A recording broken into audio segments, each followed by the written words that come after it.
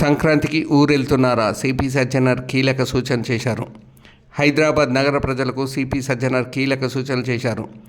సంక్రాంతికి సొంతూళ్లకు వెళ్లేవారు ఇంటి భద్రత మరవద్దని చెప్పారు. పండుగ వేళ దొంగల కన్ను తాళం వేసిన ఇండ్లపైనే ఉంటుందన్నారు. నగదు ఆభరణాలు బ్యాంకు లాకర్లలో దాచుకోండి. సోషల్ మీడియాలో ట్రావెల్ అప్డేట్స్ పెట్టకండి. స్థానిక పోలీసులకు సమాచారం ఇవ్వండి. అనుమానం వస్తే డయల్ 100కి కాల్ చేయండి. మీ భద్రతే మా బాధ్యత. అందరికీ సంక్రాంతి శుభాకాంక్షలు అని తెలిపారు.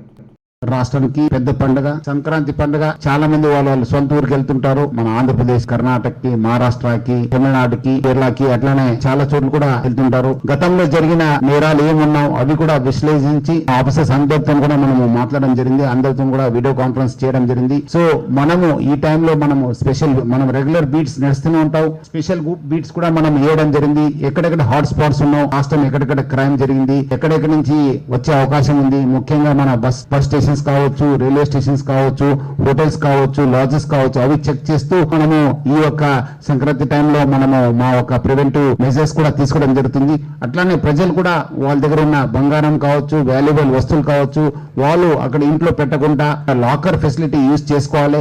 అట్లానే చాలా మంది ఏదో నేను ఊరికి వెళ్తున్నాను, పక్క వాళ్ళకి ఇంటికి కీ ఇస్తాను, లేదంటే చెవులో పెట్టిపోతాను, లేదంటే ఆ విండో కింద పెట్టిపోతాను. వాళ్ళు కూడా అర్థమైంది ఒక మానసిక మన పరిస్థితి. ఎక్కడెక్కడ పెడతారు, ఆ షూస్ లో పెడతాను, కింద ఏదో లేదా చెప్పల్ స్టాండ్ లో పెడతాను. అలాంటిది మనము పెట్టకుండా మీ కీ పెడితే మళ్ళీ ఎవరిగా ఇచ్చిపోంటారు అని ఒక డూప్లికేట్ కీ చేసుకుంటారు. ఓదో రోజు వచ్చి మీకు చేస్తారు. మీ ఒక కీని కూడా ఎవరు కూడా ఇవ్వద్దు. It should be unique key. మీ ఒక యూనిక్ కీ మీ దగ్గర పెట్టుకోవాలి. అట్లానే మనం కూడా ఈ ఒక స్పెషల్ బీట్స్, స్పెషల్ ప్యాట్రన్స్ మనం కూడా మన ఆఫీసర్స్ కూడా ఎక్స్ట్రా వెహికల్స్ కూడా యూజ్ చేసుకుని ఈ యొక్క ప్రివెంటివ్ యాక్షన్ కూడా తీసుకోవడం జరుగుతుంది. ప్రజలు కూడా చైతన్యవంతాయి వాళ్ళు తగిన జాగ్రత్త తీసుకోవాలని చెప్పి నేను హైదరాబాద్ పోలీస్ కమిషనరేట్ ఆఫీసర్స్ తరఫు నుంచి అందరు కూడా కోరుతున్నాను.